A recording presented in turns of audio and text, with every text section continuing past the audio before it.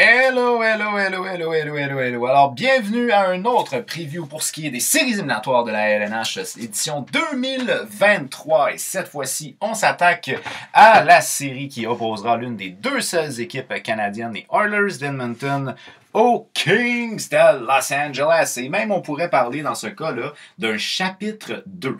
Première des choses, si vous êtes habitué aux séries preview et aussi au survol des séries éliminatoires, je tiens à m'excuser. Comme vous pouvez remarquer en ce moment, j'ai pas mon casque avec mon micro. C'est tout simplement qu'il ne fonctionne plus. Donc là, j'utilise le micro interne de mon ordinateur, ce qui va donner un son qui risque fort d'être écho, mais au moins sera-t-il continu. C'est surtout ça l'important.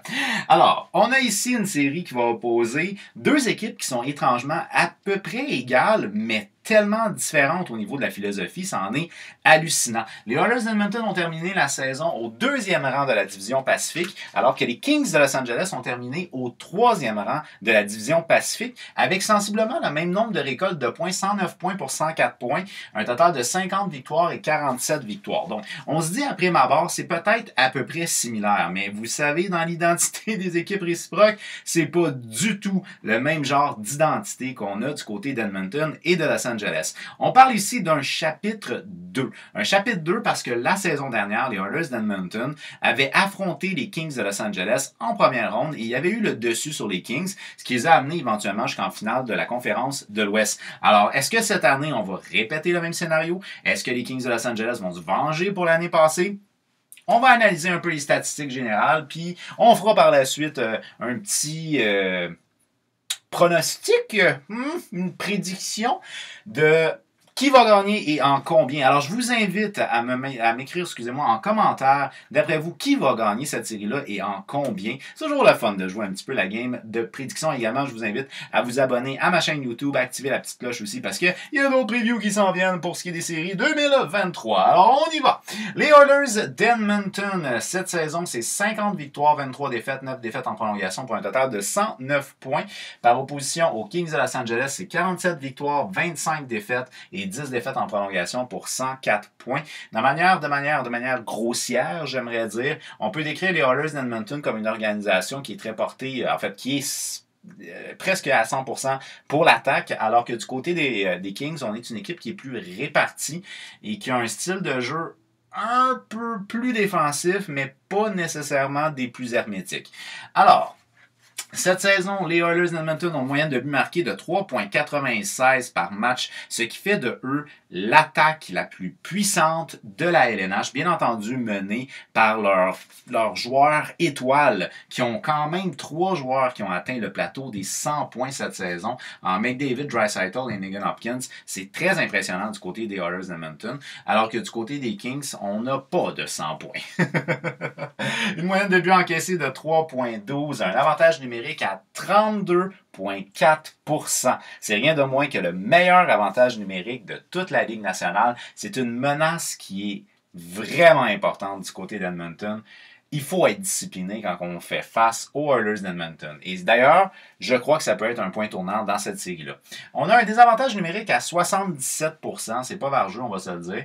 Mais comme je vous dis, c'est pas une équipe généralement qui a tendance à bien faire paraître ses gardiens de but parce qu'ils n'ont pas un style de jeu très défensif. On aime que les défenseurs se portent à l'attaque. On aime que les défenseurs patine. Alors, c'est pas nécessairement très avantageux pour les statistiques défensives du côté des Oilers d'Edmonton. On a quand même une dernière séquence, je crois beaucoup à l'idée de l'équipe rentre en confiance ou non en séries éliminatoires. Du côté des Oilers d'Edmonton, c'est indéniable. On rentre en confiance dans les séries éliminatoires avec un total de 9 victoires, aucune défaite en temps réglementaire et une défaite en prolongation ou en tir de barrage du côté d'Edmonton. Mais plus particulièrement, cette défaite-là, c'est le premier des 10 matchs. Ce qui veut donc dire qu'on a eu une défaite et par la suite, on a fini sur une séquence de 9 victoires d'affilée du côté des Oilers d'Edmonton pour terminer la saison régulière. Difficile de faire mieux. Alors, c'est une organisation qui rentre en confiance en séries éliminatoires. Est-ce que nos canons vont rester nos canons et ils vont être capables encore une fois de porter cette équipe-là en finale de conférence, voire même en finale de la Coupe Stanley? L'avenir nous le dira. Mais on a déjà réussi l'exploit l'année passée de se rendre en finale de conférence, donc c'est quelque chose qui est atteignable. On a bien entendu McJesus, monsieur qui a réussi à atteindre un plateau quand même assez somptueux de 153 points cette saison, un total de 64 buts qui mérite le trophée Maurice Richard. Donc non seulement est-il le joueur qui a accumulé le plus de points, mais aussi le plus de buts en saison régulière cette année. Donc McDavid a connu une bonne saison à la hauteur de ses propres attentes, parce qu'on va se dire, il joue sur une autre planète, ce gars-là. Par la suite, Leon Draisaitl, une bonne saison aussi pour lui, 80 matchs, 52 buts quand même, hein, c'est pas mauvais, 52 buts. 76 passes pour un gros 128 points. Une très bonne saison aussi pour Leon Draisaitl. Ryan Nugent-Hopkins, ça c'est vraiment très intéressant de ce côté-là. Ryan Nugent-Hopkins, 82 matchs, 37 buts, 67 passes, 104 points.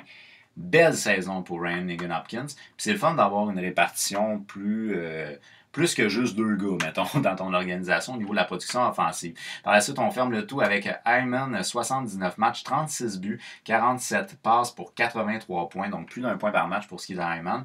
Mais c'est ça, tu sais, c'est du côté d'Edmonton, c'est eux qui produisent, puis après ça, t'as une méchante drop. On passe de 153, 128, 104, 83, c'est quand même serré, 43. On a un drop de 40 points. Fait que c'est là qu'on voit qu'il y a une disparité assez importante au niveau de la production offensive du côté des Oilers. Mais il faut dire aussi que tu as des joueurs là, qui grugent beaucoup de minutes, entre autres en avantage numérique. Là. Fait que ça prend du temps peut-être pour les autres, mais bon, enfin bref. On n'est pas là pour coacher les Oilers d'Edmonton. Et en termes de 5e meilleur pointeur de l'organisation des Oilers, c'est Daniel Nurse, le défenseur. Dans le cas de Nurse, on a terminé la saison quand même 82 matchs, 12 buts, 31 passes et 43 points. Donc, une bonne saison sur un point de vue offensif pour ce qui est de Daniel Nurse. Mais je vais vous parler aussi d'une acquisition qu'on a faite que j'ai trouvé très intéressante du côté des Oilers d'Edmonton. C'est l'addition du défenseur d'expérience Mathias Ekholm. C'est un défenseur que j'affectionne beaucoup. C'est un gars que je trouve très intelligent. Il est responsable dans sa zone. Puis il l'a montré avec les Oilers d'Edmonton. Une équipe qui n'a pas un style de jeu défensif. Mais Mathias Ekholm jouait quand même chez les Prédateurs de Nashville, qui a un style qui porte les défenseurs à l'attaque. Alors, il n'est pas nécessairement très dépaysé au niveau du style, et on sait qu'il était responsable avec les Prédateurs dans sa zone, donc il devrait théoriquement être aussi responsable chez les Oilers, et ça semble être dans ce sens-là. Au niveau de ses statistiques, depuis qu'il a été acquis par les Oilers d'Edmonton en 21 matchs, 4 buts, 10 passes, 14 points. Quand même. En termes de ratio, c'est plus intéressant. Pour sa saison totale, 79 matchs, 32 points. Mais sinon, ce qui m'a beaucoup intéressé, c'est que depuis son acquisition par les Oilers, Mathias Ekholm a un différentiel plus-moins de plus 28. Donc, en 21 matchs chez les Oilers, il y a un différentiel plus-moins supérieur à McDavid, qui est à plus 26, je pense, ou en tout cas quelque chose de même, avec 153 points, tu sais. Mais là, c'est sûr que la statistique de différentiel plus-moins, il faut en prendre puis en laisser, là, parce que, entre autres, les buts qui est marqué en avantage numérique ne compte pas comme un plus 1 pour l'équipe qui a compté le but en avantage numérique. Puis une équipe qui encaisse un but en désavantage numérique ne compte pas pour un moins 1. Fait que tu sais, il y a des points, entre autres, que McDavid a eu probablement sur l'avantage numérique, qui n'est pas compté dans les plus-moins. Probablement que si on les comptait, il serait plus élevé que ça. Mais bref, le point étant quand même, c'est impressionnant, plus 28 en 21 matchs pour ce qui est de Mathias Ekholm. On a eu aussi une espèce de révélation du côté des Oilers d'Edmonton. C'est un gars de la place d'ailleurs, je pense que c'est un gars d'Edmonton, ou en tout cas de la région d'Edmonton, qui est Stuart Skinner, un gardien de but recru quand même mi-vingtaine. On s'entend, il n'est pas jeune, mais ben, il n'est pas vieux, mais ce que je veux dire, c'est qu'il n'est pas début vingtaine, mais c'est quand même un gardien de but recru. En 50 matchs, 2,75 de moyenne, 914 d'efficacité. Dans une organisation comme les Oilers d'Edmonton, ça relève presque du miracle d'avoir dans le 900 d'efficacité. Fait que bref, il a connu une bonne saison du côté de Stuart Skinner. C'est sûr, c'est pas un gardien de but qui a une technique impeccable, c'est un gardien de but qui a encore des choses à apprendre, mais il a quand même été invité au match des étoiles. Un gardien de but des Oilers qui est invité au match des étoiles, on est habitué d'avoir des gars comme McDavid ou Draisaitl, mais qu'un gardien de but des Oilers soit invité au match des étoiles, c'est quand même bien. Je pense que ça fait partie là, de belles choses qu'il a accomplies, puis ben, c'est pas nécessairement dans le meilleur des contextes pour sa position. Fait que, d'après moi, c'est un gars qui peut, avec son histoire, avec sa progression, avec ses performances en saison régulière, qui peut peut-être mettre en confiance l'organisation des Oilers parce que c'est une équipe qui se porte beaucoup vers l'avant. Donc à ce moment-là, ça peut être intéressant. Mais Mathias Ekholm, là, J'aime beaucoup cette addition-là. J'aime beaucoup. Et par la suite, on a le bon vieux Campbell. Un petit peu plus compliqué pour le Campbell. 36 matchs, 3,41, 888. On va commencer les séries avec Stuart Skinner. Du côté des Kings de Los Angeles, eh bien, on a une moyenne quand même respectable de buts marqués de 3,34. Une moyenne de buts accordés de 3,10. Et ça, c'est là où le bas blesse d'après moi parce que 3,10, 3,12, on est quand même plus intéressant défensivement du côté des Kings, mais c'est quand même pas très hermétique. Et ça peut être hyper problématique avec, je le répète, la meilleure attaque de la LNH, le meilleur avantage numérique. Et ça, vous allez voir les unités spéciales, ouch. 25,3% en avantage numérique pour les Kings de Los Angeles. C'est très intéressant. Quatrième meilleur avantage numérique de la Ligue. Donc ça, là-dessus, le 77 d'efficacité en désavantage versus le 25,3, ça peut peut-être être un peu plus difficile pour ce qui est des Oilers d'Edmonton si jamais ils ont des pénalités. Mais par contre, là où c'est sûr que ça va coûter cher à une organisation, c'est si les Kings ont une pénalité. 32,4% d'efficacité du côté des Oilers d'Edmonton, alors qu'on a 75,8% d'efficacité en désavantage numérique du côté des Kings.